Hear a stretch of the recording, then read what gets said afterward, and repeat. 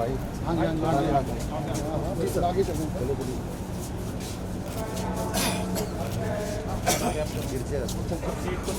हाँ जी हाँ जी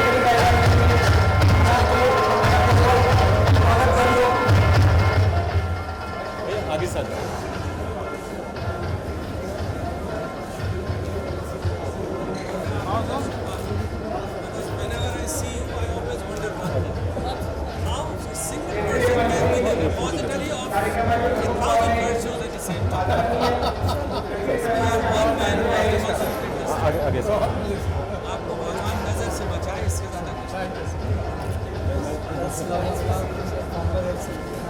नमस्कार सब मेरी बड़ी बहन है।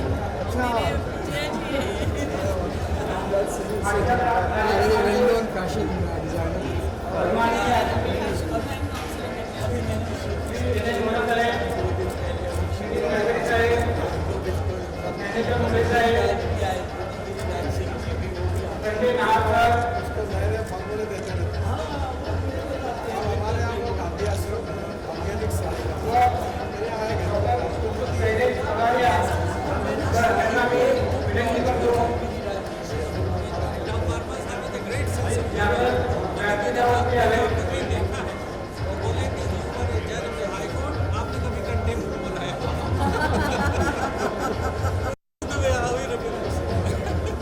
good way to recognize it.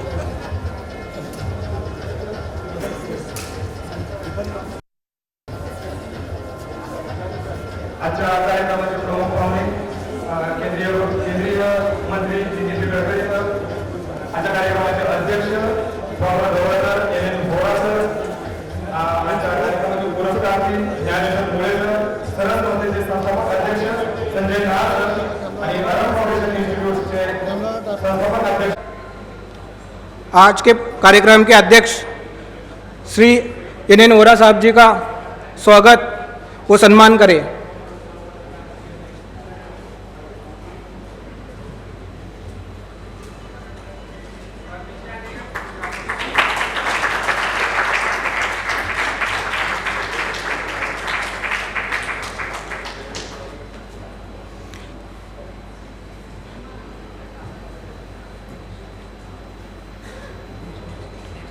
Shri Shailesh Pagare जी, लेशपाल जी को मैं विनती करता हूँ कि आपने आज के कार्यक्रम के प्रमुख अतिथि केंद्रीय मंत्री श्री नितिन जी गडकरी साहब सम्मान चिन्ह और चिनार प्रकाशन की किताबें देके उनका स्वागत व सम्मान करें।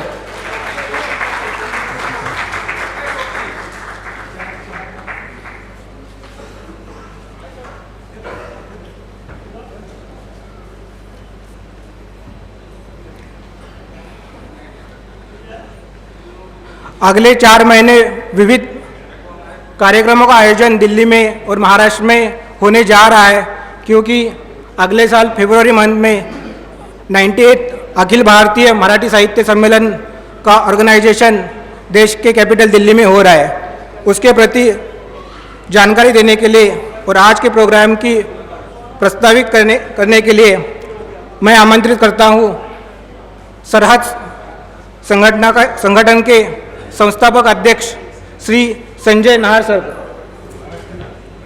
अच्छा, ओके। नहीं महाराष्ट्र एक करेक्शन है। प्रोग्राम की शुरुआत हम महाराष्ट्र गीत से करने वाले हैं और उसके बाद कार्यक्रम की प्रस्ताविका श्री संजय नाहर सर करेंगे। सर्वांना विनंती आहे राज्यगीतासाठी आपण उभं राहायचे। सर को विनंती है राज्यगीत के लिए आप खड़े रहे।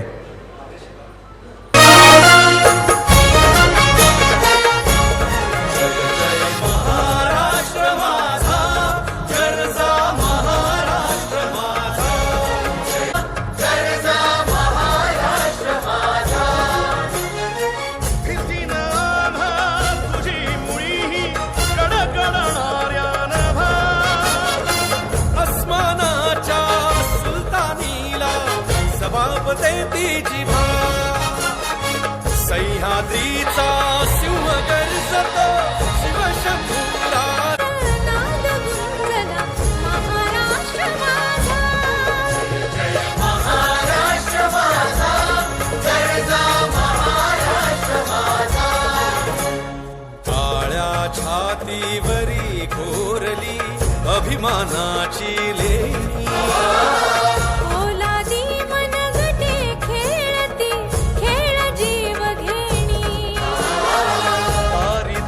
उन्हात शिजला निघळाच्या घामाने भिजला देश गौरवासाठी झिजला दिल्लीचे गीत गाते महाराष्ट्र माझा जय महाराष्ट्र माझा गरजा महाराष्ट्र माझा जय जय महाराष्ट्र माझा।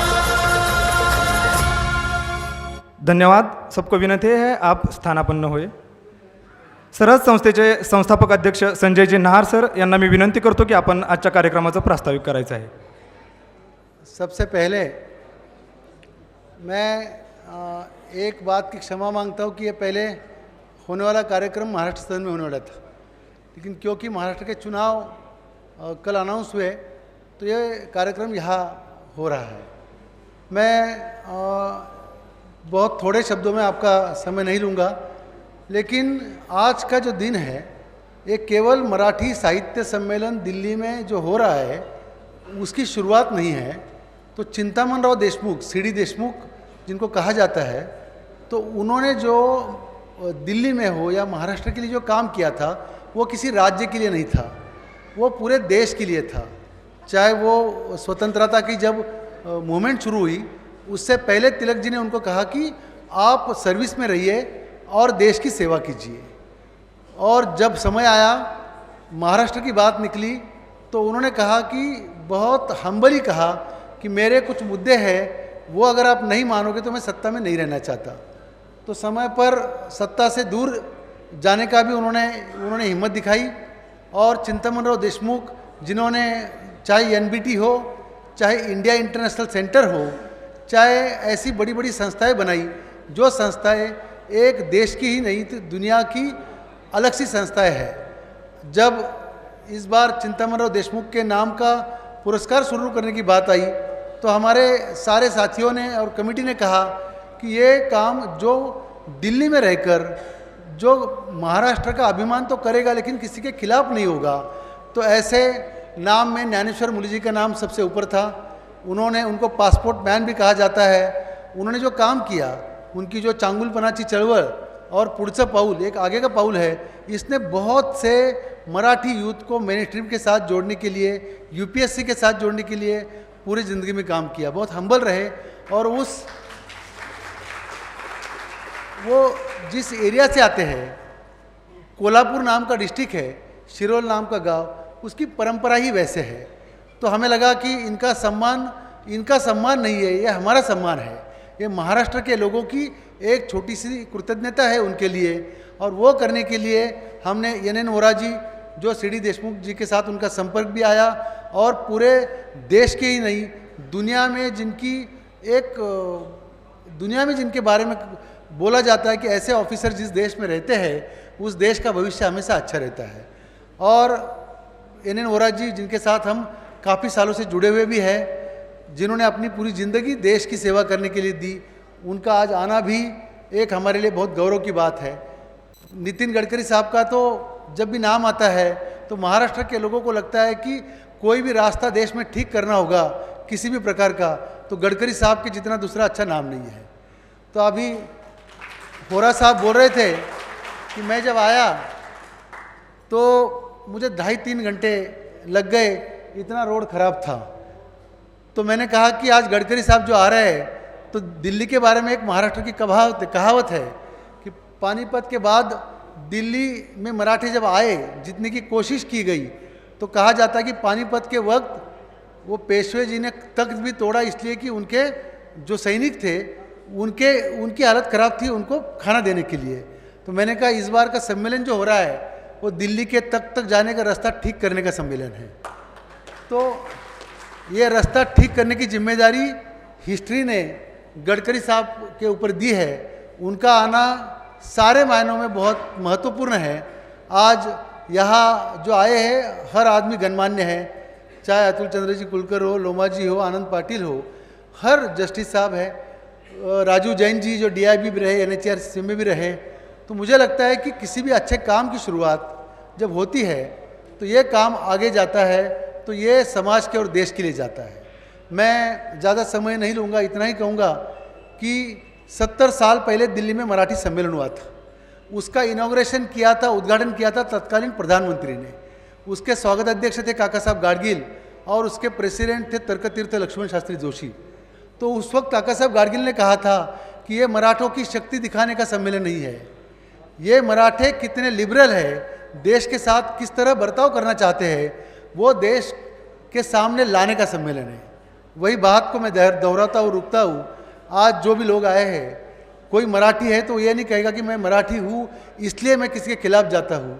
तो हमें देश की सेवा करने का जो मौका मिलेगा उसमें हम आगे रहेंगे, उसी का संदेश देने वाला सम्मेलन है। आज यहाँ पर युवराज शाह है, अतुल जैन जो काम करते हैं, काफ़ी लोग हैं, मैं सबके नाम, अनुज नाहर हैं, और लेशपाल जवलगे जो UPSC के बच्चों के साथ जुड़ा हुआ है, जिसने पुणे में एक लड़की पे कोयते से हमला हुआ था तो उसको बचाने के लिए अपनी जान बचाई थी, और वो CCTV फुटेज पूरे दुनिया में मशहूर हुआ था।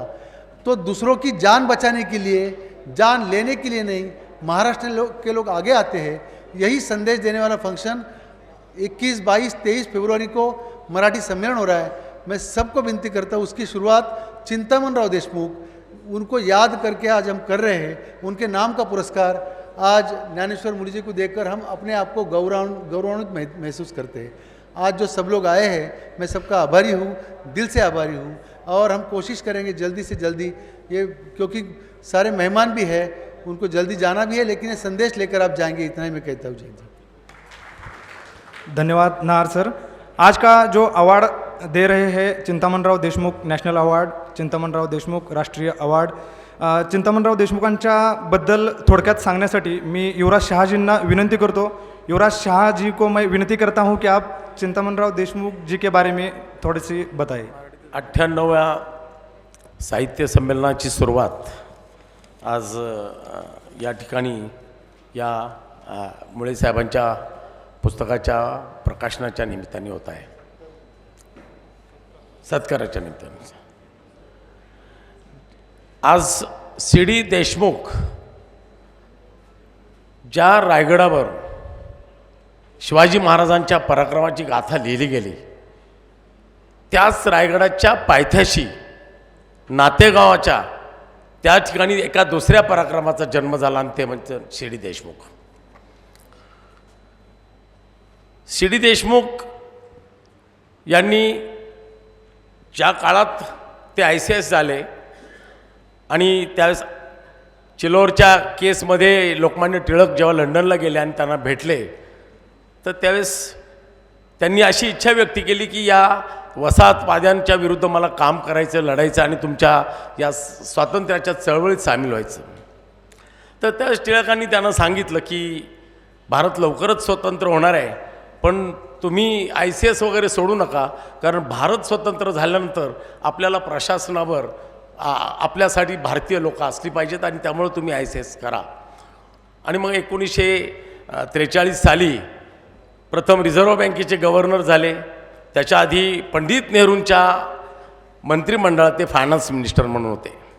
संयुक्त महाराष्ट्राच्या चळवळीच्या वेळेस जेव्हा द्विभाषिक राष्ट्रावरून त्यांचे नेहरूंशी थोडेसे मतभेद झाले आणि विशेषतः ज्यावेळेस काही हुतात्म्यांवर हल्ला झाल्यानंतर त्या वादातून त्यांनी आपला राजीनामा दिला. पण याचा अर्थ नेहरूंचे आणि त्यांचे संबंध बिघडलेले नव्हते. त्यानंतर नेहरूंनी पुन्हा त्यांची INF साठी शिफारस केलेली होती. पण मौलाना आझाद यांनी त्यावेळेस सांगितलं की त्यांनी त्यांच्या दुर्गाबाईंशी चर्चा केली तरी मला INF मध्ये जाण्यात इंटरेस्ट नाही आहे. आणि मग त्यांनी UGCचे चेअरमनपद स्वीकारलं. त्याच्यानंतर त्यांनी दिल्ली विद्यापीठाचे कुलगुरू झाले. परंतु ज्यावेळेस आपल्या सगळ्यांचा भाग्य असं की जो संक्रमण काळ होता, स्वातंत्र्यपूर्व आणि स्वातंत्र्यानंतरचा जो काळ होता, त्या काळामध्ये जसं नेहरूंसारखा एक आधुनिक विचारांचा एक प्रगल्भ असा पंतप्रधान आपल्याला लाभला, त्याचप्रमाणे एक अर्थनीतीमध्ये अत्यंत खुल्या वातावरणाचा आणि देशाला शिस्त लावणारा एक अधिकारी देशमुखांच्या निमित्तानं आपल्याला लाभला आणि तो आमच्या महाराष्ट्राचा होता. ह्याचा आपल्या सर्वांना अभिमान होता. आणि म्हणून श्री देशमुख हे नाव आज त्यांनी जो 39 संस्था स्थापन केल्या आणि त्यांचं म्हणणं होतं की संस्था नुसत्या रचनात्मक निर्माण करू नका, तर त्या संस्थांचं स्वातंत्र्यसुद्धा अबाधित ठेवलं पाहिजे. अशा पद्धतीने श्री देशमुख हे नाव महाराष्ट्राला सर्वांना परिचित आहे. खरं म्हणजे त्यांचा परिचय असा 2-3 मिनिटात करून देणं म्हणजे अतिशय अवघड आहे. परंतु आज या कार्यक्रमाचा औपचारिक भाग म्हणून मी श्री देशमुख यांची एक तोंडओळख आपल्याला करून दिली. पण महाराष्ट्रासारख्या एका प्रगत राज्यामधून श्री देशमुखांसारखं नाव दिल्लीमध्ये येतं, रिझर्व्ह बँकेचे गव्हर्नर होत आहेत, त्याच्यानंतर भारताच्या अर्थनीतीवर, स्वातंत्र्यानंतरच्या अर्थनीतीवर सर्वात मोठा प्रभाव श्री देशमुख यांनी टाकला. आपल्या नोटेवरची पहिली सही रिझर्व्ह बँकची, म्हणजे इव्हन पाकिस्तानची स्टेट बँक होते त्याचेसुद्धा ते काही काळ अध्यक्ष होते, कारण तो काळच तसा होता स्वातंत्र्यानंतर. तर अत्यंत प्रतिकूल परिस्थितीमध्ये ज्यावेळेस देश जात होता तर एक अत्यंत विद्वत ज्याचं आपल्याला माहिती आहे की मॅट्रिकमध्ये पहिले आले होते जगन्नाथ शंकर शेठची त्यांना पुरस्कार मिळाला होता. संस्कृतमध्ये त्यांचा प्रचंड इतका अभ्यास होता की एकदा लोकसभेतील चर्चा त्यांनी पूर्णपणे संस्कृतमध्ये करून दाखवली. तर त्यांच्याबद्दल किती बोलाल आणि किती लिहाल असा एका महान माणूस आपल्यामध्ये होता. आणि त्यांच्या नावाने आज मोळे साहेबांना पुरस्कार देताना सर्व संस्थेला च्या वतीनं आम्हाला खूप आनंद होतो आहे.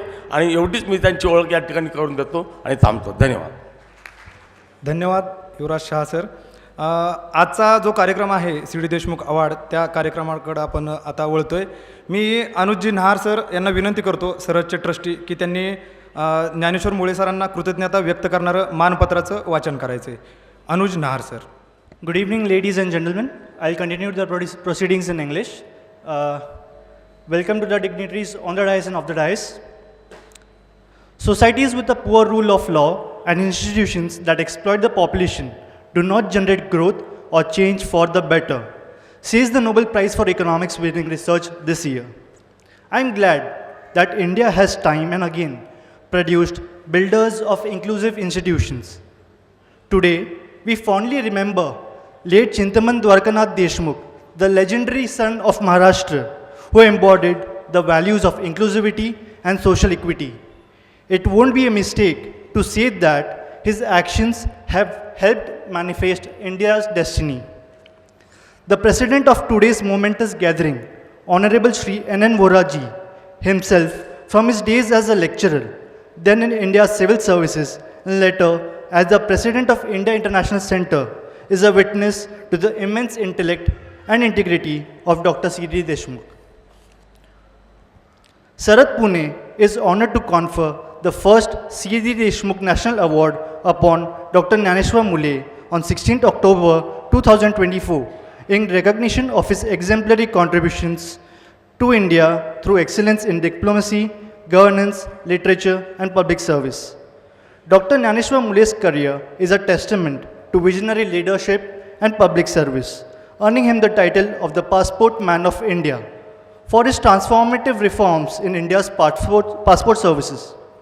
By expanding access nationwide and drastically reducing processing times, he ensured that government services became more inclusive and efficient, benefiting all citizens, particularly those that are marginalized. His leadership in global diplomacy, organizing international summits, and engaging with the Indian diaspora has strengthened India's global presence and built bridges between nations. Dr. Mule has significantly contributed to intellectual and cultural growth, reflecting his dedication to national integration and social justice. His work continues to empower communities and foster equitable development, embodying the values of inclusivity, equity, and progress cherished by Dr. C.D. Deshmukh. In honoring Dr. Gyaneshwar Mule, Sarat Pune recognizes a life of service, integrity, and visionary leadership.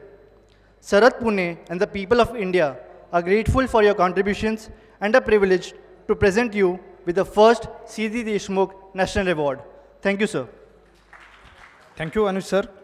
आता आपण आपल्या आजच्या मुख्य कार्यक्रमाकडे वळणार आहोत. मी व्यासपीठावरील सर्व सन्माननीय व्यक्तींना विनंती करतो की आपण आजच्या कार्यक्रमाचे पुरस्कार्थी ज्ञानेश्वर मुळे सरांना सी.डी. देशमुख अवॉर्ड देऊन सन्मानित करायचं आहे. आजच्या कार्यक्रमाचे अध्यक्ष NN Vohra sir, former governor Jammu and Kashmir, Nitin गडकरीजी, केंद्रीय रस्ते वाहतूक आणि महामार्ग मंत्री, तसेच सरहद संस्थेचे संस्थापक अध्यक्ष संजय नहार सर, शैलेश पगारियाजी, सर्वांना विनंती करतो की आपण आजच्या कार्यक्रमाचे पुरस्कार्थी ज्ञानेश्वर मुळे सरांना C.D. देशमुख नॅशनल अवॉर्ड 2024 देऊन सन्मानित करायचं आहे.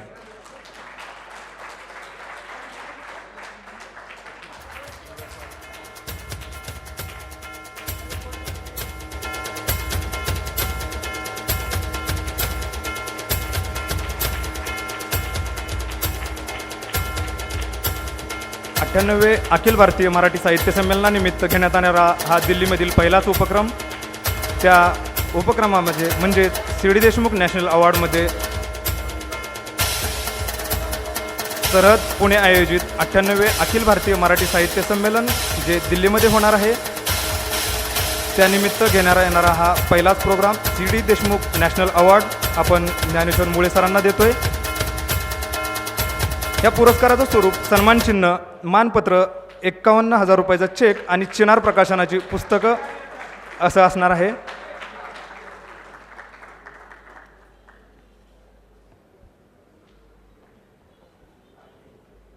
सरहद पुणे आयोजित 98वे अखिल भारतीय मराठी साहित्य संमेलनानिमित्त घेण्यात येणारा हा पहिलाच उपक्रम चिंतामणराव देशमुख राष्ट्रीय पुरस्कार.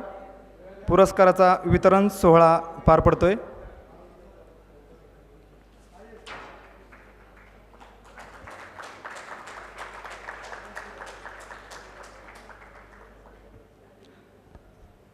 सर्व व्यासपीठावरील मान्यवरांना विनंती आहे आपण स्थानापन्न व्हायचे.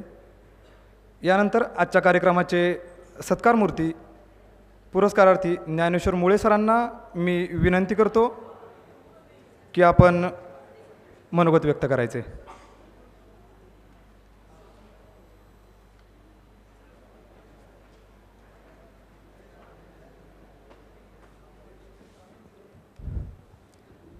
आप सभी को मेरा नमस्कार. मंच पर यहाँ उपस्थित सम्माननीय श्री NN वोहरा जी, जो कि भारतीय प्रशासनिक सेवा के बहुत ज्येष्ठ अधिकारी रहे हैं और बहुत ही महत्वपूर्ण पदों पर उन्होंने काम किया है और देश की सेवा की है, जिसमें जम्मू कश्मीर के गवर्नर भी वो रहे हैं. श्री नितिन गडकरी जी, माननीय मंत्री महोदय, इनके बारे में तो जितना कहा जाए उतना कम है. बाला साहेब ठाकरे ने शायद उनको रोडकरी बोला, गडकरी के बजाय रोडकरी बोला।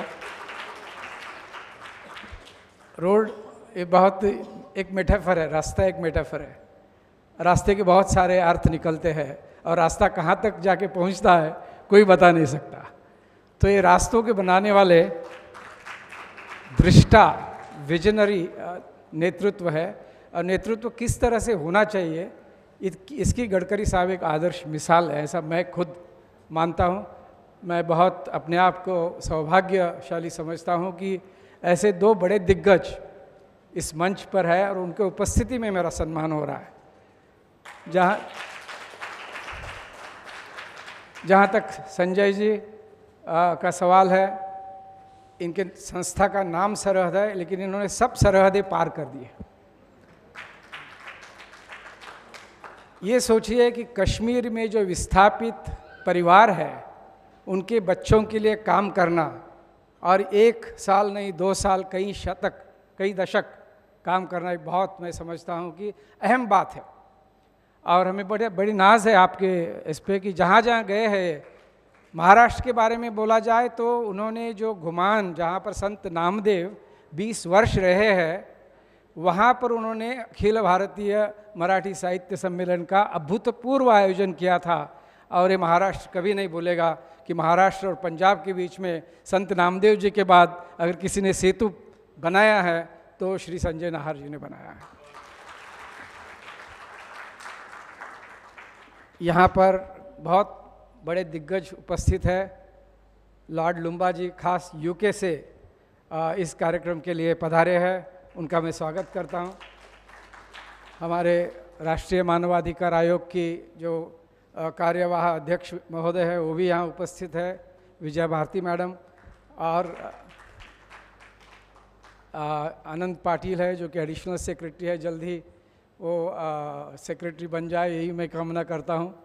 जस्टिस हमारे पास जस्टिस वाजपेयी है जो कि एनसीडीआरसी के मेंबर है, उनके साथ साधना शंकर मैडम है जो भी एनसीडीआरसी की मेंबर भी है, और she happens to be my better half. और लव वर्मा है, former health secretary. Sangeeta Verma ji है जो कि कंपटीशन कमीशन के मेंबर रही है। सुनील सेठी जी है और लड्डा साहब है। तो और बाकी भी कई सारे दिग्गज बैठे हैं, सबका नाम मैं लेके समय नहीं लेना चाहता हूँ, लेकिन मैं ज़रूर कहूँगा कि आज मुझे बड़ी खुशी हुई है। गडकरी जी, मेरे एक मित्र ने मुझे कोल्हापुर से पूछा कि क्या आप सम्मान लेते समय थकते नहीं हो, बहुत हो गए। तो मैंने कहा कि ये भी मैं मना करता, लेकिन जिनका नाम जुड़ा हुआ है सम्मान से, जो चिंतामन राव द्वारकानाथ देशमुख है, वो मेरे लिए हमेशा एक आदर्श रहे। और एक कोइंसिडेंस नहीं है। शंकर शेठ स्कॉलरशिप जो है महाराष्ट्र में बहुत प्रतिष्ठित मानी जाती है, और ये भी कहा जाता है कि जो शंकर शेठ स्कॉलर और आईएएस होता है वो अक्सर 60s और 70s में मराठी मूवीज़ में नायक होता था। तो जगन्नाथ शंकर शेठ स्कॉलरशिप जो है चिंतामन राव देशमुख को मिली, और 1975 में ज्ञानेश्वर मूले जी को मिली। माई सेल्फ एक बड़ी सिमिलैरिटी है, लेकिन ये सिमिलैरिटी वहाँ तक सीमित नहीं है। जब शरद काले मेरे कोल्हापुर में जिला परिषद के सीईओ थे, तब मैंने पहली बार उनके मुंह से सीडी देशमुख जी का नाम सुना था, और ये भी शब्द सुने थे कि आईएएस करके कोई एक चीज़ होती है जिसमें मराठी लोगों को जाना चाहिए, बहुत कम लोग हैं।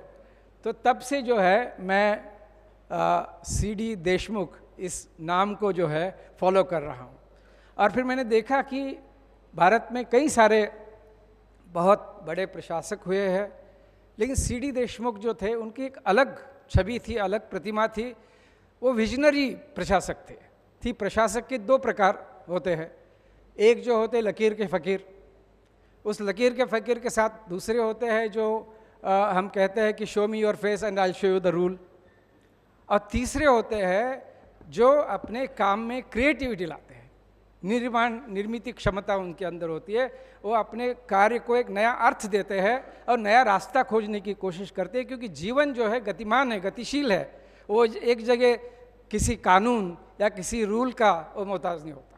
जीवन जो है आगे बढ़ता रहता है। तो ब्यूरोक्रेट को देखना चाहिए कि how can he bring meaning to his work and task that is there, that is thrust upon him और गिवन टू हिम।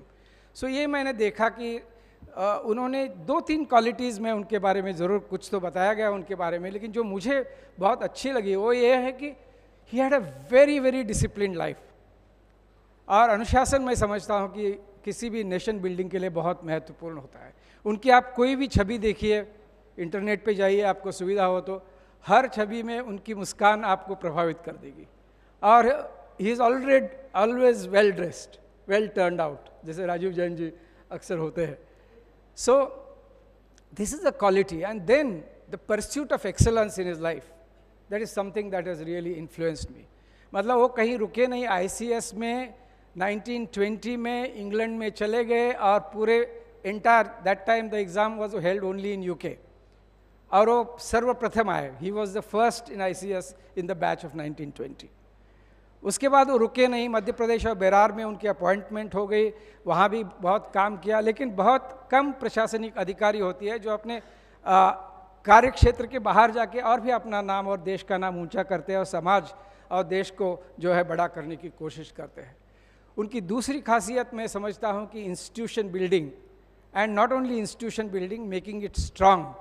मतलब आज IIC जैसी संस्था जो है वो दिल्ली में एक अपने आप में एक मानक बन गई, एक स्टैंडर्ड बन गई है of good intellectual, academic, cultural pursuit and excellence. ये बहुत रेयर थी 1950s में ये चीज़ करना।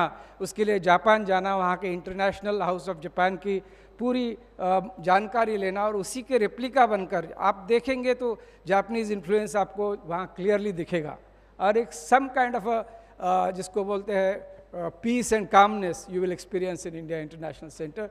That is his vision of institution. National Council for AENCAER की स्थापना उन्होंने की। RBI, इन्होंने he never shied away in expressing his thoughts. He was opposed to RBI's nationalization. He wanted it to stay outside the government purview. This is an amazing thing. But subsequently, he continued as chairperson. Similarly, when the insurance companies were nationalized, he was not initially in favor of it. But subsequently he did create LIC and played a major role. तो उनका जो काम था वो इतना बहुआयामी, multi dimensional था कि मेरे जैसे व्यक्ति के लिए वो बहुत प्रेरणादायक रहा।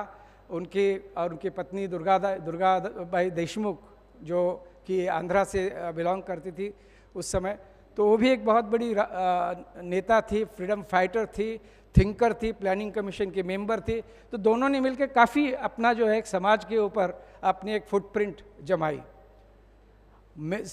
सो far as I am concern, मैं बड़ी एक्सीडेंटली विदेश सेवा में आ गया।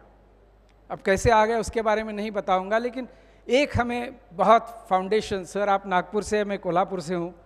कोल्हापुर की एक बहुत बड़ी परंपरा वो है कि it has always been a centre of परिवर्तन, ट्रांसफॉर्मेशन, सोशल इकोनॉमिक ट्रांसफॉर्मेशन का बहुत बड़ा केंद्र रहा है कोल्हापुर।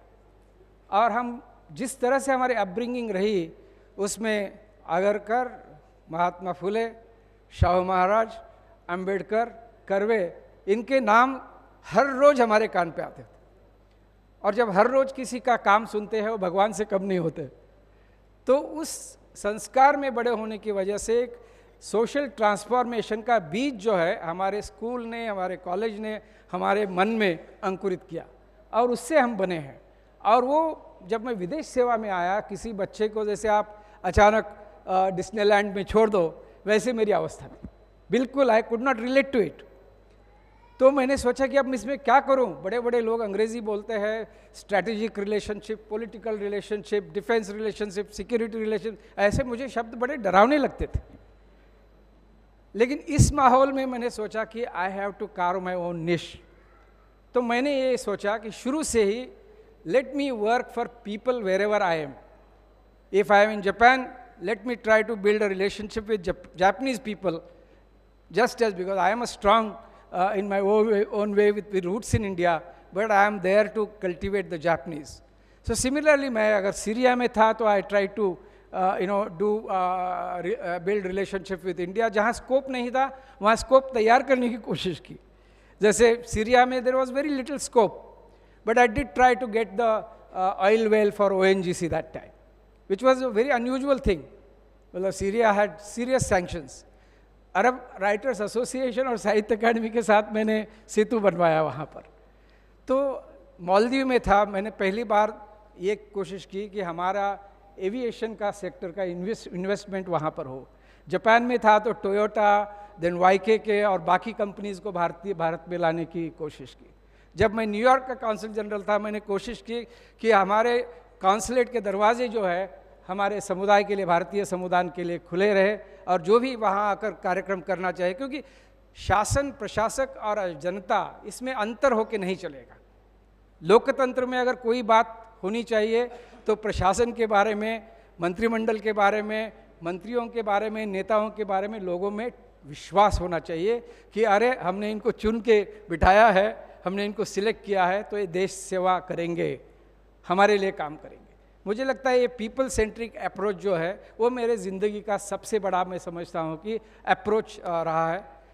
कुछ लोग मुझे पासपोर्ट मैन ऑफ इंडिया कहते हैं। मैं हमेशा सोचता हूँ कि ये उपाधि मेरे लिए शायद थोड़ी ज़्यादा ही मेरे ऊपर थोपी गई है, क्योंकि हमारे यहाँ थोड़ा हीरो नैरेटिव क्रिएट करने में हमको बड़ा आनंद होता है। क्योंकि ऐसा काम जो होता है वो जब तक टीम नहीं है तब तक नहीं होती है। हमने दो चीज़ें करे, ये देखा कि हर व्यक्ति को, किसी भी व्यक्ति को जब पासपोर्ट एप्लीकेशन करता है वो व्यक्ति, तो उसमें क्या दिक्कतें आती हैं, इसकी एक लिस्ट बनाई और उसको हमने नलीफाई करते चलेंगे। और दूसरा किया कि लोगों का एक्सेस बढ़ाने के लिए देश में हर कॉन्स्टिट्यूंसी या हर डिस्ट्रिक्ट में एक पासपोर्ट होना चाहिए, कार्यालय होना चाहिए। ये विजन हमने वहाँ पर लाई। और आप जानते हैं कि आज चाहे वो घटस्फोटिता हो, विवाहिता हो, सिंगल पेरेंट हो, अनाथ आश्रम के बच्चे हो, किसी को भी किसी तरह से पासपोर्ट लेने में दिक्कत नहीं होती। और क्योंकि उसमें बहुत तह से जाके, और उस समय हमारी मंत्री जो सुषमा स्वराज थी, डॉक्टर जयशंकर हमारे फॉरेन सेक्रेटरी थे, उनका भी पूरा सपोर्ट उनको मिला, इस तरह से वो कर पाया। उसके बाद मैं NHRC में 5 साल रहा। मैडम वगैरह सब लोग हैं, मेरा काम थोड़ा जानते हैं। मैंने कोशिश की कि प्रिजनर्स जो हो, कैदी, उनके समस्याओं पर प्रकाश डाला जाए। मैंने कोशिश की कि जो नोमैडिक ट्राइब्स है उनकी समस्याओं पर प्रकाश डाला जाए। तो इस तरह से जो बिल्कुल ही वंचित घटक है उनको हमने मेन स्ट्रीम में लाने की कोशिश की वहाँ पर। और उसके बाद अभी मैं एक तरह से मुक्त जीवन जी रहा हूँ। अनेक संस्थाएं मैंने भी बनाई है, कोशिश की है। पुढचे पाऊल इज जस्ट वन थिंग। मैंने देखा दिल्ली में आके, मैं हमेशा मराठी लोगों को बोलता हूँ कि आप दिल्ली की भाषा जानिए, मराठी में बात कम करो, हिंदी में करो, अंग्रेज़ी में करो, पंजाबी में करो, तभी हम लोग दिल्ली में जो है अपनी सत्ता बना पाएंगे। तो इसलिए हमने पुढचे पाऊल, ये जो संस्था और यहाँ के अध्यक्ष महोदय भी है, वहाँ के हमारे पहले अध्यक्ष महोदय भी है, अन्य सदस्य भी है, मराठी हमारे अधिकारी भी है। तो हमने इन सबको, आज हमारे पास 400 अधिकारी है। ऐसा कोई मंत्रालय नहीं है, ऐसा कोई कमीशन नहीं है, ऐसा कोई अथॉरिटी नहीं है जहाँ मराठी अधिकारी नहीं है। तो हम सब लोगों के काम जो है, और महाराष्ट्र के काम भी होने में हमें बहुत सुविधा होती है। ये रहा, बहुत कुछ बता सकता हूँ लेकिन मैं यहाँ रुक जाता हूँ। मेरा जो लाइफ का मिशन है आगे सर, दैट इज़ माय सांगुलपनाची चळवळ, अच्छाई का अभियान या movement of positivity, that is my life mission. तो यहाँ का मेरा, यहाँ की मेरी आगे की जो है ज़िंदगी, उसके लिए मैं देना चाहता हूँ। 2 वाक्यों में उसके बारे में बताना चाहता हूँ मैं कि इस मूवमेंट का उद्देश्य, जो हमारे 3 कॉन्स्टिट्यूशनल वैल्यूज़ है, इक्वालिटी, जस्टिस और फ्रीडम, वो हर व्यक्ति के पास पहुँचे, ये इसका मुख्य उद्देश्य है। और ग्रासरूट से लेके नेतृत्व प्रशिक्षण तक सब दायरे जो है, सब आयाम इसमें हमने ले लिए हैं। अब हमारे पास 250 के आसपास संस्थाएं इसमें जुड़ी हुई है। उसके अलावा महाराष्ट्र में मैंने इस साल 3 नर्सिंग कॉलेजेस, क्योंकि मैंने देखा कि unemployment is a big problem, तो नर्सिंग कॉलेजेस का अप्रूवल महाराष्ट्र सरकार से मुझे मिला है। एक लॉ कॉलेज के लिए मिला है और 2 स्किल सेंटर्स के लिए मिला है। तो ये मेरी ज़िंदगी की एक नई शुरुआत जो है आज से हो रही है। और इससे बड़ा क्या मेरा सम्मान हो सकता है कि चिंतामणराव देशमुख इस बड़े हस्ती के नाम का सम्मान मुझे मिल रहा है, इससे बड़ा क्या हो सकता है कि ये सम्मान जो है एन वोहरा जी और नितिन गडकरी जी के हाथों हो रहा है। और इससे बड़ा क्या सम्मान हो सकता है कि संजय नाहर जी जैसे बहुत ही जानी मानी संस्था सरहद के तरफ से सम्मान आयोजित किया जा रहा है। मैं आपका सबका बहुत आभारी हूँ, विशेषकर नितिन गडकरी साहब और हमारे एन वोहरा साहब, आपका मैं बहुत बहुत शुक्रगुजार हूँ, कृतज्ञ हूँ। आप सब यहाँ आए, विशेषकर हमारे मीडिया कर्मी जो है उनका भी मैं आभार व्यक्त करना चाहता हूँ। और हमारे अधिकारीगण अलग अलग मंत्रालय से जो मराठी है अमराठी है लेकिन सब भारतीय है, सबका मैं बहुत आभारी हूँ। धन्यवाद मुझे सम्मान देने के लिए, मैं बहुत उपकृत हूँ। धन्यवाद मुळे सर. दिल्लीचे ही तख्त राखतो महाराष्ट्र माझा या ओळी ज्यावेळेस आम्ही महाराष्ट्रातले तरुण आमच्या ओठांवरती घेतो त्यावेळेस त्यातलंच एक नाव म्हणजे ज्ञानेश्वर मुळे सर. आपण आत्ता ज्यांचं आजच्या कार्यक्रमाचे प्रमुख उपस्थिती त्यांना ऐकण्यासाठी जमलो, ऐकूयात. त्यांच्या रूममध्ये एक वाक्य लिहिलेलं आहे, Americans roads are good not because America is rich, rather America is rich because of its roads are good. तर असं वाक्य त्यांच्या ऑफिसमध्ये आहे.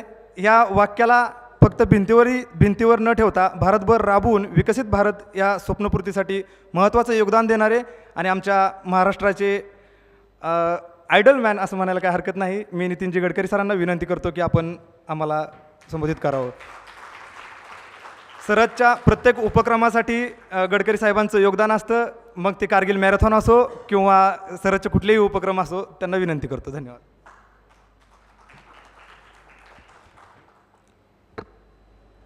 आज के इस समारोह में उपस्थित जम्मू कश्मीर के पूर्व राज्यपाल आदरणीय एन वोहरा जी, विशेष रूप से स्वर्गीय चिंतामणराव देशमुख, इनके नाम से जो राष्ट्रीय पुरस्कार है, इस प्रतिष्ठित पुरस्कार के लिए जिनका चयन हुआ है, ऐसे विशेष रूप से मेरे लिए पिछले अनेक सालों से जिनसे मेरे बहुत ही निकट संबंध रहे, उनमें से आदरणीय ज्ञानेश्वर मुळे जी, संजय नाहर जी और उपस्थित सभी, विशेष रूप से इस कार्यक्रम में लॉर्ड लुम्बा जी भी उपस्थित है, सभी सम्माननीय अतिथिगण और उपस्थित भाई और बहनों, दिल्लीमध्ये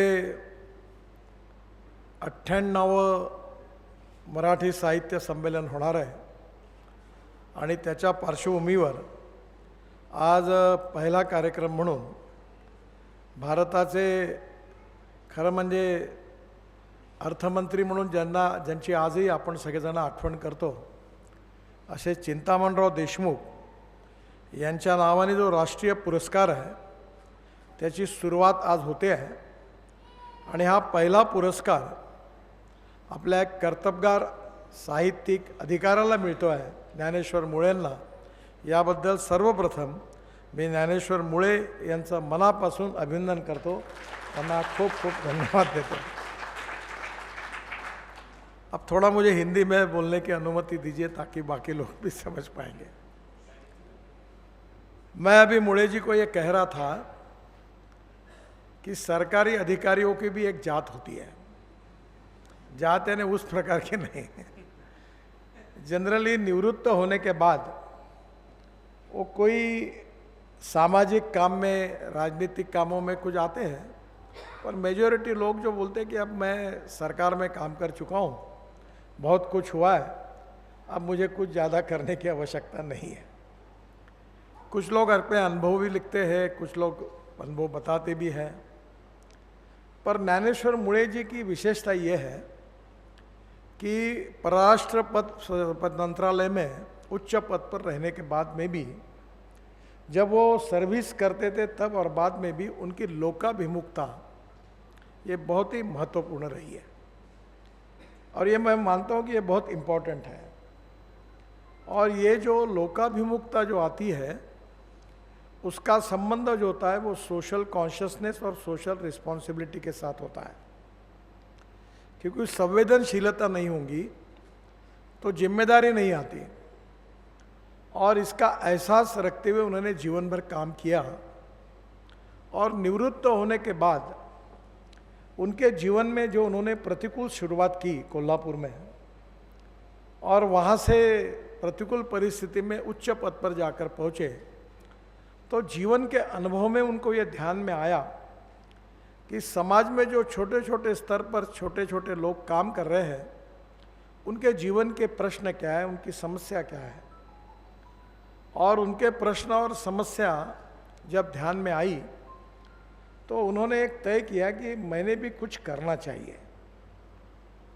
मैंने अपने ऑफिस में एक संस्कृत सुभाषित लिख कर रखा है, मनसा सततम स्मरणीयम वचसा सततम वदनीयम लोकहितम मम करणीयम। और दूसरी बात मैंने ये तय की है कि पॉलिटिक्स में चाहे सक्सेस हो चाहे अनसक्सेस हो, कॉम्प्रोमाइज़ नहीं करना अपने कन्विक्शन के साथ। और मेरा अनुभव अच्छा है। मैंने इस बार पब्लिक मीटिंग में 15,000 लोगों के सामने कहा, जो करेगा जात की बात उसको ठोस के मारूंगा लात। मैंने अपना तय किया, मैं जात पात का पालन करूंगा नहीं। और मेरा अनुभव है कि कोई फर्क नहीं पड़ता। समाज के सामाजिक आर्थिक परिवर्तन में और राष्ट्र के पुनर्निर्माण में वही लोग दिशा दे सकते हैं जिनको कोई विजन है, जिनका कोई कन्विक्शन है। उन लोगों की कमी नहीं है कि जो गंगा गए गंगादास, यमुना गए Yamuna Das, worship of the rising sun, ये इनकी कमी नहीं है। अलू दस्तूर जी थे, उन्होंने एक बहुत सुंदर वाक्य, मुझे बचपन में उनका भाषण सुनने का मौका मिला था। उन्होंने कहा था कि जब नदी का प्रवाह जब बहता है तो मरी हुई मछली जो होती है, कचरा होता है, वो प्रवाह के साथ बह जाता है, और जो जिंदी मछली होती है वो हर समय प्रवाह के खिलाफ तैरती है। वही उसके जिंदा दिली का रक्षण है। और ज्ञानेश्वर मुळे जी ने अपने अनुभव के साथ 2 अच्छे किताबें लिखी है, उसके पीछे भी स्पिरिट है। मुझे कल एक फिल्म प्रोड्यूसर मिले, अच्छे बड़े डायरेक्टर भी हैं, तो वो मुझे पूछ रहे थे, बोला मुझे तो ज़्यादा समझ में नहीं आता, पर एक बात मुझे बहुत अच्छी लगती है कि जो फिल्म में कुछ मैसेज होता है लोगों के लिए और उसका परिणाम भी बहुत बड़ा होता है। मैं अपने स्टूडेंट के कार्यकाल में ऋषिकेश मुखर्जी के आनंद करके एक पिक्चर को देखा, और बाद में मैंने 7 बार देखा। उसमें कोई सेक्स वायलेंस नहीं था, एक फिलॉसफी थी। और फिलॉसफी ये थी कि जिसको कैंसर हुआ है, जिसका जन्म होता है उसका मृत्यु अटल है। ये तो यावत चंद्र दिवाकरो नियम, इसको कोई अपवाद नहीं है। पर जब उसको पता चलता है कि मैं मरने वाला हूँ तो मरने के पहले उनका व्यक्तित्व, उसका स्वभाव, उसका यथार्थ वर्णन उस पिक्चर में था। तो मैं अमिताभ बच्चन जी और मेरे बड़े अच्छे संबंध है, तो मैं उनको कहता हूँ कि मुझे आनंद में ज़िंदगी में नहीं भूल सका। तो उन्होंने कहा ऐसा क्यों? तो मैंने ये कहा कि जीवन में सुख भी होते हैं, दुख भी होते हैं, कभी खुशी होती है, कभी गम होता है। पर आनंद ने ये मैसेज दिया था कि जीवन में जो भी हो, दुख होगा तो भी उसका सामना करके, उसको सहन करके आनंद से जीवन को जीना चाहिए। और हमारे लोकमान्य तिलक जी अक्सर ये कहते थे कि एखादे व्यक्ति अपने जीवन में कितने दिनों तक उसने जीवन जिंदा रहा, इससे ज़्यादा ये महत्वपूर्ण है कि उसका जीवन कैसा रहा।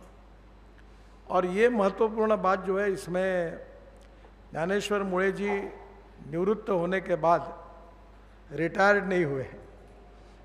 आपको सुनील गावस्कर जी की बड़ी अच्छी एक बात मैं आपको बताता हूँ कि कलकत्ता के टेस्ट में वो 99 रन निकालकर अच्छे फॉर्म में थे, तो सेंचुरी से 1 रन कम पड़ा, वर्ल्ड रिकॉर्ड हो रहे थे उनके, और अचानक उन्होंने दोपहर को 3 बजे डिक्लेयर किया कि मैं फर्स्ट क्लास क्रिकेट से निवृत्त हो रहा हूँ। तो काफ़ी लोग उनके पास गए, पत्रकार, आपका फॉर्म अच्छा है, आप वर्ल्ड रिकॉर्ड कर रहे हो और बड़ा बड़ा रिकॉर्ड बना रहे हैं और 2-3 साल खेल सकते हो, आप रिटायर्ड क्यों होते हो? तो उन्होंने कहा कि जब लोग पूछते हो कि रिटायर्ड क्यों हो रहे हो, तब रिटायर्ड होने में मजा है। लोग जब पूछना शुरू करते हैं कि तुम कब रिटायर्ड हो रहे हो। मैं मजाक में हमारे मीटिंग में यहाँ बैठे हुए अधिकारी उसको अन्यथा न ले, मैंने कहा अगर ऑफिस में 100 के 100 लोग आएंगे तो इफिशियंसी 25% होगी, 50% लोग अपसेंट रहेंगे तो 50% होगी, और केवल 25% लोग आएंगे तो ऑफिस में 80% इफिशियंसी बढ़ेगी। वो नहीं आए तो अच्छा है। लगे तो मैं महाराष्ट्र में मंत्री था तो मैंने 2-3 लोगों को कहा कि मैं हाथ जोड़ता हूँ, तुमको पगार भी मिलेगा, कार्रवाई भी नहीं होगी, तुम ऑफिस में मत आओ। तुम आने से रोज उल्टा काम, चलते गाड़ी को पंक्चर कैसे करना उस पर एक्सपर्टाइज था। ऐसे देखते थे कि गाड़ी चल रही क्या, अरे ला रे खिला ठोक। तो प्रशासन में भी अलग अलग प्रकार के लोग होते हैं, और प्रशासन के ये भी सच्चाई है कि हमारा पूरी सिस्टम स्ट्रक्चर ये व्यवस्था ने अपने कंधे पर लेकर इसको अच्छी तरीके से चलाया है। और फाइनेंशियल ऑडिट भी इम्पॉर्टेंट है, पर मैं उसकी वकालत करता हूँ कि financial audit is important but performance audit is more important than financial audit. और ये व्यक्तित्व के स्वभाव में होता है। मैं जो ज्ञानेश्वर मुळे जी को इतने दिनों से सालों से देखता हूँ तो प्रतिभाशाली है, होशियार है, कर्तव्यगार है। जैसे सुषमा जी मंत्री थी तो उस समय उन्होंने पासपोर्ट कार्यालय, पासपोर्ट मिलाना यानी क्या, हमारे इसमें तो पासपोर्ट मिलाना यानी वो शरद जोशी करके हास्य व्यंग्य के कवि थे, उनकी एक पोस्ट ऑफिस करके कविता थी, जरूर सुनिए। और सरकार में काम करते उन्होंने तो अक्सर सुननी चाहिए।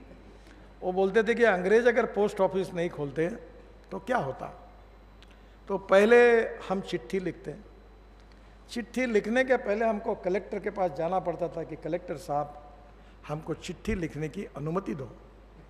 कलेक्टर साहब बोलते अनुमति जरूर मिलेगी पर पहले एफिडेविट करके लाओ कि मैं और कोई नहीं, मेरा नाम यही है, ताकि फिर मैं आपको परवानगी दूंगा। फिर परवानगी लेकर मैं जाता तो बोलते पहला काम करो ट्रेजरी में जाके चालान भर के आओ। फिर मैं चालान भर के आकर कलेक्टर के पास पे आता तो वो बोलते थे ठीक है आप चिट्ठी लिखो। फिर मैं चिट्ठी लिखता था और मैं जब लाल डब्बे के पास पहुंचता था तो एक पुलिस कांस्टेबल खड़ा रहता है, क्या काम है, भाई चिट्ठी डालना है, चल चाय पानी के पैसे पहले दे। तो मैं फिर चिट्ठी डालता, फिर मेरा जवाब आता।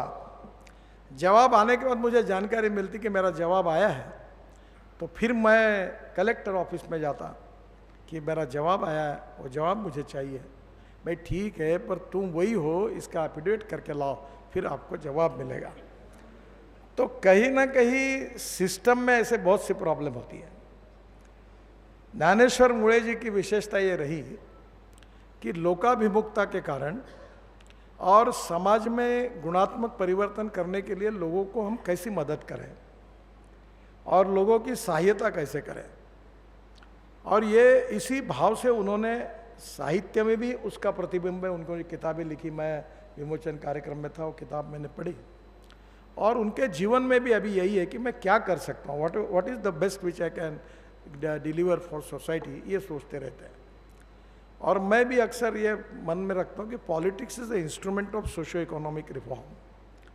तो मैं क्या कर सकता हूँ। कभी कभी ऐसा होता है कि बहुत बार हम मंत्री बनने के बाद हमको प्रशासन बड़ा नज़दीक आ जाता है, वो हमारे कान में बताता है वो आ रहे हैं, वैसा ऐसा सर ऐसा मत करो ऐसा। अब जिस दिन हमारा मंत्री पद जाता है तो वो आता भी नहीं, फिर कभी मिलता भी नहीं, सिक्योरिटी भी जाती है, वो भी जाता है, पर तब तक वो बड़ा हावी रहता है। तो मैंने एक दिन हमारे सेक्रेटरी को पूछा कि ये आदमी ये बिहार से अपने गाड़ी का टिकट निकाल कर यहाँ आया है, 6 मंजिले के ऊपर मेरे पास मिले, इसको कोई पागल है क्या, ये उसकी कोई तकलीफ है इसलिए आया है। अब ऐसा कैसा एकदम बोलते हो कि इसके बोलने में कोई मतलब नहीं। आपने ये वेरीफाई किया है क्या? आप पहले इसको वेरीफाई करिए। Don't break the law, bend the law up to the last limit of the breaking point, और हो सकता है तो करिए, नहीं हो सकता तो उसको लिख कर भेजिए कि ये प्रॉब्लम है, हम नहीं कर सकते। कहीं ना कहीं ये जो सब बातें अनुभव में आती वो ज्ञानेश्वर मुळे जी में कभी नहीं थी। उल्टी भावना ये थी कि मैं ये मानता हूँ कि प्रशासन में हमारी जो लोकतंत्र की सिस्टम है वो 4 स्तंभों पर है। एग्जीक्यूटिव विंग है, लेजिस्लेटिव विंग है, जुडिशरी है और मीडिया है। और संविधान ने सबके अधिकार, कर्तव्य और जिम्मेदारियों को पूरी तरह से लिखा हुआ है और इसलिए स्वाभाविक रूप से अपनी मर्यादा को समझते हुए there is a difference between letter and spirit. कानून जो भी लिखा हुआ है the spirit behind the law is very important. और जब प्रशासन में स्पिरिट को ध्यान में लेते हुए लोकाभिमुखता जिसमें होती है वो हर समय पब्लिक का ईज ऑफ लाइफ जो है वो कैसे सब ज़्यादातर उनको कैसे उपयोगी हो, इस विचार से निर्णय होते हैं। उनमें से उस प्रकार के काम करने वाले ज्ञानेश्वर मुळे थे और इसीलिए उन्होंने हर डिस्ट्रिक्ट लेवल पर ये पासपोर्ट ऑफिस उन्होंने खोला। अब उन्होंने बड़े नम्रता से कहा कि ये मेरा श्रेय नहीं, मेरे टीम को है। तो ये तो बात बिल्कुल सही है, पर सुषमा जी का मेरा बड़ा नज़दीकी रिश्ता था और ये जब कुछ हुआ तब उनके मुंह से मैंने सुना है कि तुमचा मराठी माणूस, ऐसा मजाक में कहा था मुळे, उसने ये पासपोर्ट का काम अच्छा किया। देखिए, मैं तो अक्सर ये मानता हूँ कि मैथमेटिक्स में एक इक्वेशन होता है कि ए नाम के व्यक्ति ने ए स्क्वायर काम किया और बी नाम के व्यक्ति ने बी स्क्वायर काम किया तो total work is A square plus B square. But when A and B comes together, thinks together and works together, A plus B bracket में स्क्वायर, इसका उत्तर आता है A square plus B square plus twice A B and twice A B is a result of collective team spirit. और मैं ये अक्सर मानता हूँ कि human relationship is the biggest strength of politics, social work and business. मैं 95 में मंत्री था महाराष्ट्र में, तो इलेक्शन डिक्लेयर हुआ तो मेरा एक ड्राइवर था, उस समय रेल लाइट था। अब मेरे कारण ही सब रेल लाइट चले गए तो लोग नाराज हो गए पीएम साहब को, और मेरा हिम्मत होगा कि ये सब साइरन और रेड लाइट निकाल दो। तो वो पुलिस वाला था, तो जब कोड ऑफ कंडक्ट लग गया तो गाड़ी मेरे से निकल गई। तो रोज़ सुबह 7 बजे मेरे घर पर आता था, तो वो पुलिस यूनिफॉर्म में नहीं रहता था। मैं उठता था तो उसका चेहरा देखता था, उसका नाम बर्डे करके था। अच्छा, वो भी इतना अनुभवी था कि मेरे पहले नागपुर के जितने मंत्री थे उनका ड्राइवर वही था, कांग्रेस के भी थे, रणजीत देशमुख का था, बाबा साहब केदार का वही था। तो मैं बोला, बर्डे कोड ऑफ कंडक्ट लग गया, तुम काहे के लिए आते हो मेरे पास? बोले, साहब क्या करूं, मुझे रोज आपका चेहरा दिखे बिना अच्छा नहीं लगता। अब मैंने तो कुछ किया नहीं, केवल मैं अगर चाय पीता था तो मैं बोलता, अरे बर्डे को दिया क्या? मैं खाना खाता था तो बोलता था, बर्डे को दिया क्या? ये छोटा सा व्यवहार, और इतनी बातों से उस व्यक्ति का मेरे ऊपर इतना प्रेम हो गया। ये जो संवेदनशीलता है, social consciousness, social responsibility and social awareness, it is a part of the personality.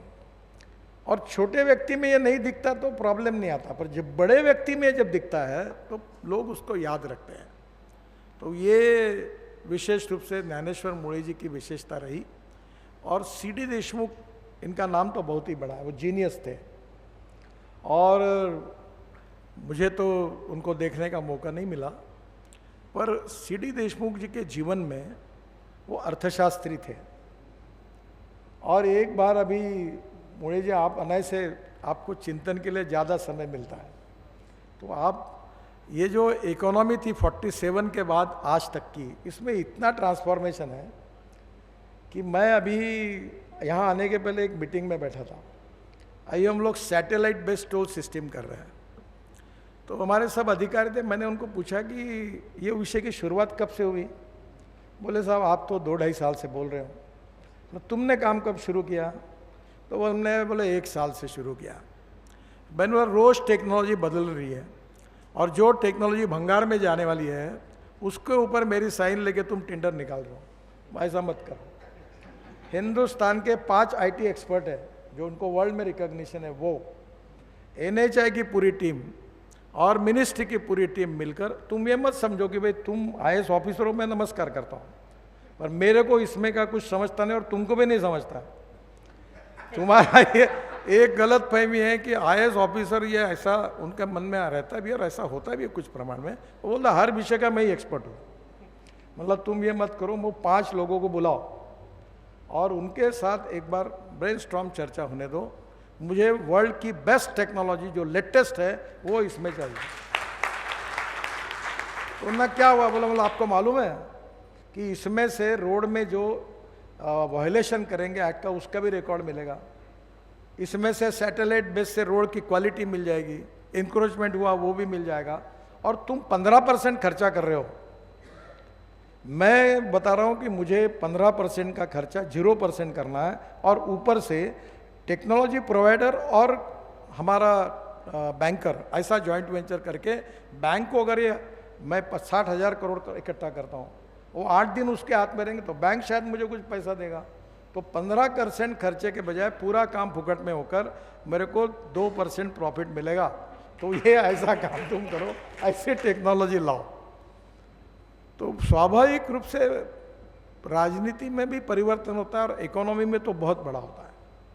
अभी कोई समाजवाद, साम्यवाद, पूंजीवाद चर्चा हमारे समय कितनी होती थी। मैं चाइना में गया था तो उस समय मुझे सीडी देशमुख साहब के बहन की बहुत याद आई, क्योंकि चाइना में मैंने जब बीजेपी का प्रेसिडेंट था तो हमारा डेलीगेशन गया।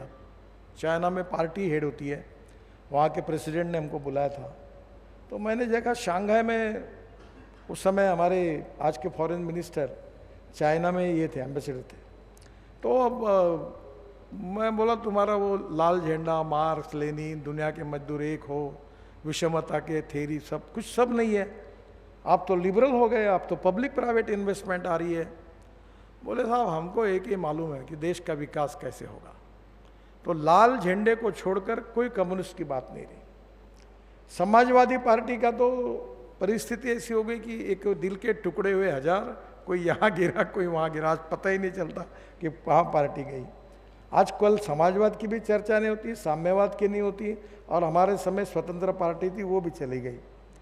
पर इम्पॉर्टेंट थिंग जो है कि चिंतामणराव देशमुख जी के समय जो इकोनॉमी थी और जो उनका विजन थी वो इम्पॉर्टेंट है, और वो विजन जो थी वो भारत को सुखी, समृद्ध और संपन्न बनाने की थी। गांव, गरीब, मजदूर, किसान का कल्याण करके एक स्ट्रॉन्ग इकोनॉमी बनाने की थी, और उसके इनिशिएटिव के आधार पर उन्होंने अनेक ऐसे उपक्रमों की शुरुआत की, और इसलिए वो जीनियस थे। जीनियस ये शब्द उनके लिए सबसे अप्रोप्रिएट है, और वर्ल्ड में उनका रिकग्निशन था। और आज इतने बड़े व्यक्ति के नाम का ये पुरस्कार आज विशेष रूप से आज मुड़े जी को मिल रहा है, ज्ञानेश्वर मुड़े जी को, ये बहुत हमारे लिए सुखद और आनंद का क्षण है। मैं हृदय से उनको बहुत बहुत शुभकामनाएं देता हूँ, उनका अभिनंदन करता हूँ।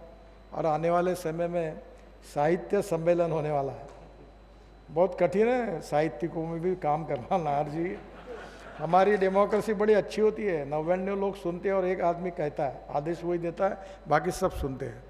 तुम्हारे यहाँ 99 लोग एक एक विषय पर विवाद कर करके बात कहेंगे और आपको सबको संभालना पड़ेगा। तो भी आप दिल्ली में पहली बार अब ये हो रहा है 70 साल के बाद, तो मुझे लगता है कि इसकी शुरुआत बहुत अच्छे तरीके से आपने ज्ञानेश्वर मुड़े जी का इस पुरस्कार के लिए चयन करके किया है।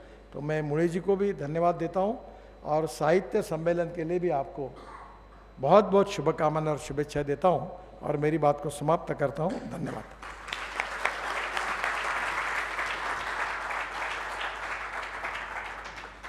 आदरणीय नितिन गडकरी साहब, चुटकुलों के साथ साथ जो अहम इथिक्स की बातें आपने हमें बताई उसके लिए बहुत बहुत धन्यवाद।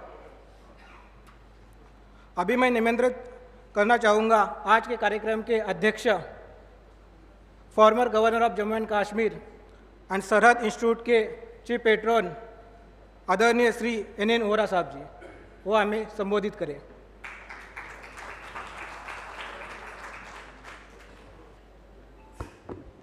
तो गडकरी साहब ने कह दी। शाम भी हो गई है, समय बीत गया है, मैं ज़्यादा लंबा भाषण आपको नहीं दूंगा। First of all I want to congratulate Sarhad and Sanjay Nahar for always doing good things, taking good initiatives. मैंने इनका 10 साल जम्मू कश्मीर में काम देखा है। उससे पहले मैं पंजाब में था, उस दौरान जो बहुत मुश्किलात थी, हाइट ऑफ टेररिज्म, उस वक्त भी इन्होंने बहुत अच्छा काम किया है। और ये जो इन्होंने अवार्ड स्थापित किया है, देशमुख साहब के नाम पे जो अवार्ड स्थापित किया है, this is also a very good initiative to recall the great services of Dr. Chintamani Deshmukh to our country. Second, I want to join hands with Minister Sahib in the fulsome praise that he has given to Dr. Moolay. Dr. Moolay's various contributions to his own service as an ambassador, and then wherever he has worked, and Gadkari spoke about the revolution in the passport system and all the other contributions that he has made wherever he worked. He richly deserves the Dr. C.D. Deshmukh First Award. I congratulate him and wish him a bright future.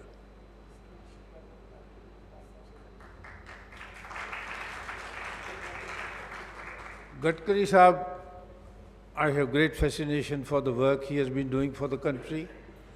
मैं इतने साल कश्मीर में रहा, वहाँ 20-20 साल की सड़कें project रुके हुए थे, टनल के प्रोजेक्ट शुरू हुए, ख़त्म हुए, बहुत धीरे से काम चलता था. For various reasons, work was very slow.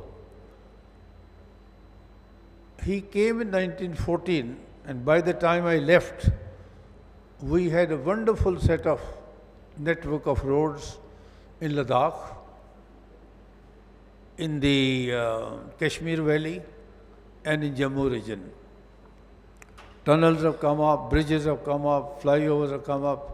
और अभी मैं इनसे बात कर रहा था तो इन्होंने बताया कि अगले 2-3 महीने में एक टनल है जो बहुत स्ट्रेटेजिकली इम्पॉर्टेंट है कश्मीर के लिए और हमारे मुल्क के लिए. वो जेड मोड उसको कहते हैं जी. जब श्रीनगर से आप सोनामर्ग जाते हैं तो सोनामर्ग से आप जोजिला पास तो लेफ़्ट चले जाते हैं, आप कारगिल है, राइट मुड़ते हैं तो लेह है, लद्दाख है. ये जो टनल है, क्योंकि मैं वहाँ 10 साल रहा हूँ, ये नवंबर के आखिर में बंद होना शुरू होता है और कई बार ये दिसंबर की 10-12 तारीख को रास्ता बिल्कुल बंद हो जाता. तो आप समझ लीजिए कि ये लाहौल स्पीति में लोग रुक जाते थे तो अटल टनल बना तो देखिए अब throughout the year people are going into the Lahaul Valley and to Spiti and from the Lahaul Valley to Ladakh.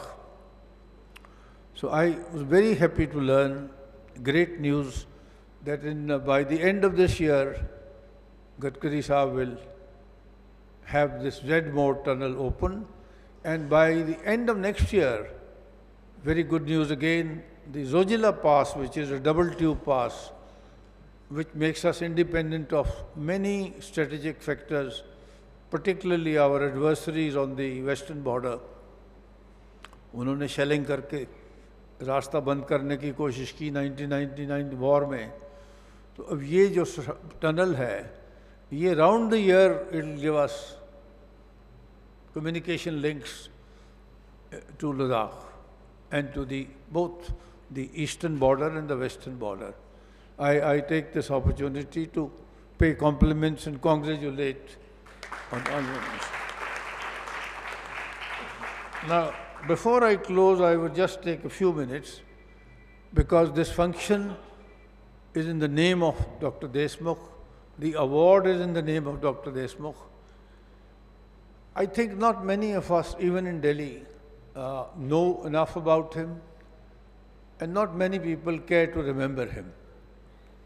कोई IIC में जाता है, कोई फंक्शन होता है तो देखता है वहाँ CD देशमुख ऑडिटोरियम, कोई और तस्वीर लगी हुई है, कोई बर्स लगा हुआ है.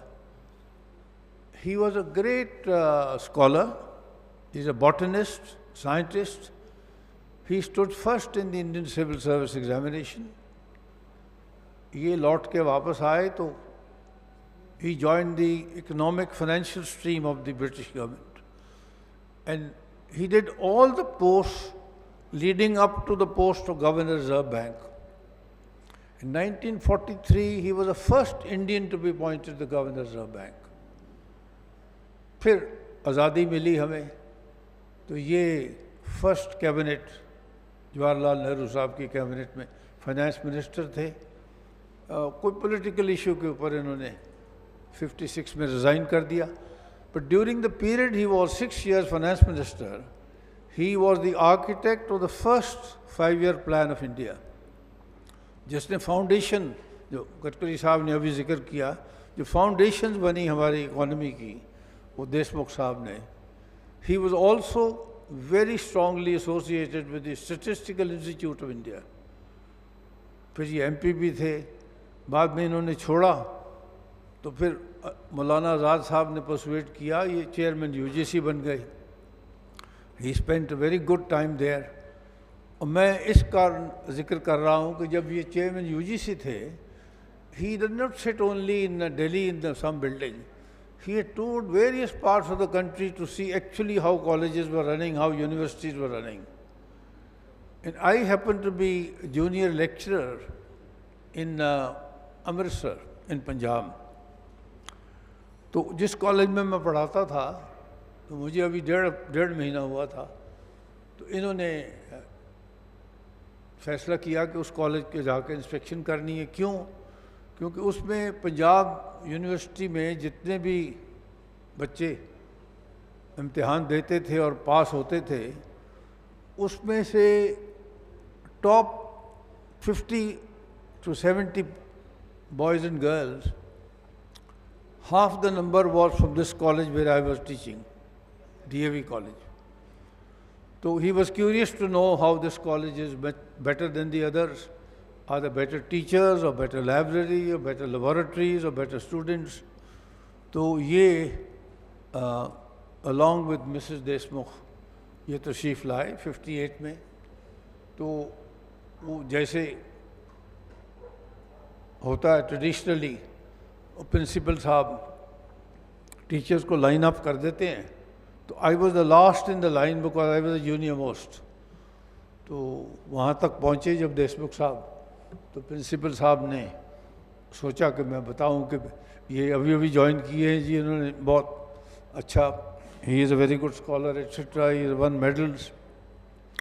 तो देशमुख साहब was a little brief to the point. So he said, young man what's your name? मैं बताया. What are you teaching? मैं बताया English. How many lecture do you take a week? तो मैंने कहा फैक्चुअल बात, मैं 44 सर. जैसे ही मैंने 44 कहा तो प्रिंसिपल साहब के हाथ में चाय का प्याला था, वो गिर गया. I didn't realize that I had put my foot into the university regulation at that time, which was totally unknown to me, was that a lecturer will impart learning to the students up to 21 lectures in the week. तो मैंने पूछा, मैं 44. इसी कारण वो merit list बनती थी, बच्चे अच्छा देते थे, क्योंकि एक्स्ट्रा क्लासेस दिस दैट और द अदर. तो that virtually brought his entire visit to close because सन्नाटा छा गया. वो जो सीनियर लेक्चर थे वो नाराज़ हुए, प्रिंसिपल साहब तो खैर बहुत ही नाराज़ हुए. तो इन्होंने कहा मुझे, वेयर डू यू लिव? मैं बताया कि outskirts of the town. How do you come here? On a cycle. See me in the circuit house. तो शाम को मैं चला गया वहाँ. ये दुर्गा भाई मैडम के साथ लॉन में बैठे हुए थे.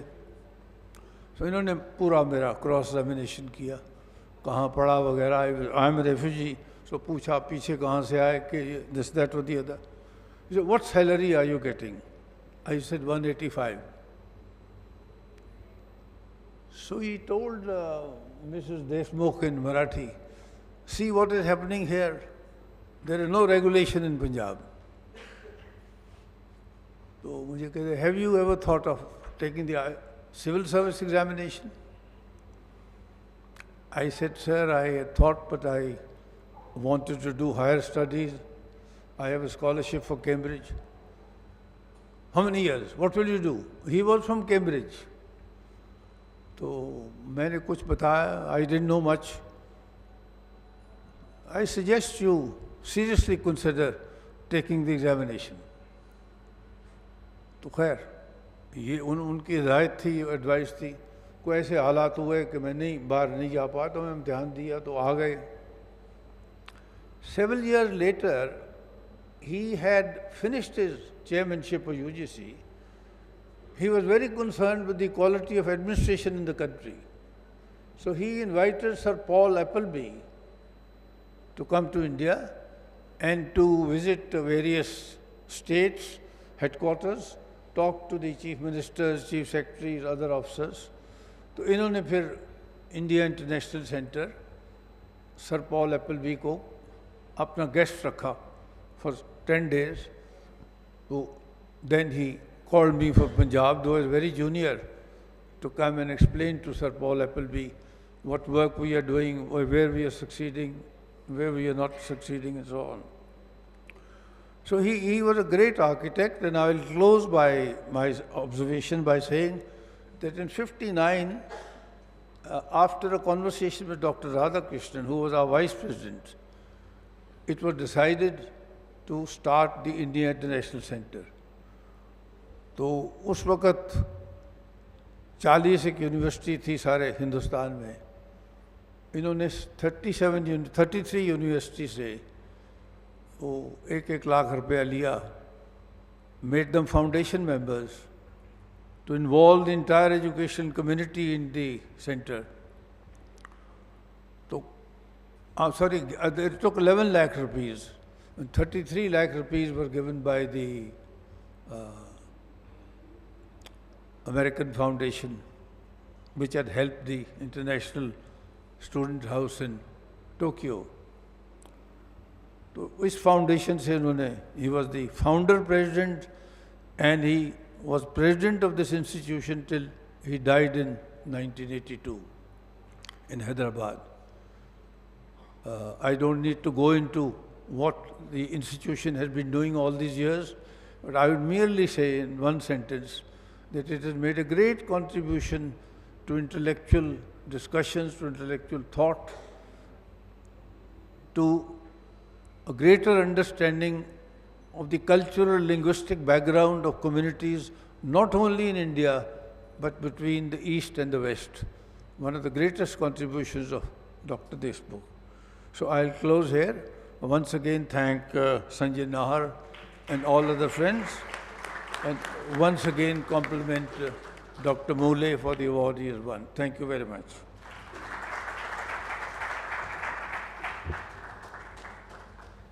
Thank you very much,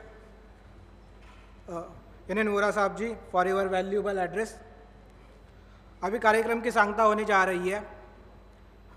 आभार प्रदर्शन के बाद राष्ट्रगान होगा और उसके बाद ही कार्यक्रम की सांगता होगी. आभार प्रदर्शन के लिए मैं आमंत्रित करता हूँ अखिल भारतीय मराठी साहित्य सम्मेलन के समन्वयक श्री लेशपाल जी को. सर्वांचे आभार. सरच्या पाठीमागे भक्कमपणे कायमच उभे राहणारे सरच्या सुरुवातीपासूनचे आजच्या कार्यक्रमाचे अध्यक्ष NN वोरा सर यांचेही आभार. आजच्या कार्यक्रमाचे प्रमुख उपस्थिती गडकरी साहेब हे सुद्धा सरहदला बरेच वर्षापासून जोडलेले आहेत, सरहदला कायम मार्ग दाखवत असतात, त्यांचेही मनापासून आभार. ज्ञानेश्वर मुळे सरांवरती प्रेम करणारे, सरहदवरती प्रेम करणारे आणि मराठी साहित्यावरती प्रेम करणारे सर्व दिल्लीवासी, बरेच लोक पुण्यावरून आलेले आहेत, महाराष्ट्रातून आलेले आहेत, त्यांचेही मनापासून आभार. सर्वांचे सरहदकडून आणि अखिल भारतीय मराठी साहित्य संमेलनाच्या पूर्ण टीमकडून तुमचे मनपूर्वक आभार व्यक्त करतो. येणाऱ्या 98व्या अखिल भारतीय मराठी साहित्य संमेलनामध्ये सर्वांचं सरहदच्या वतीने स्वागत करतो. कार्यक्रमाची सांगता राष्ट्रगीताने होईल. सर्वांना विनंती करतो की आपण उभं राहायचे.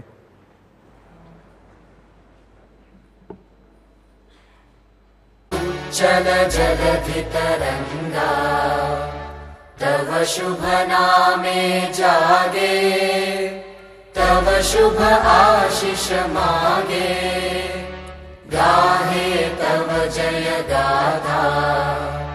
जन गण मंगलदायक जय हे भारत भाग्य विधाता. जय हे जय हे जय हे जय जय जय जय हे. भारत माता की.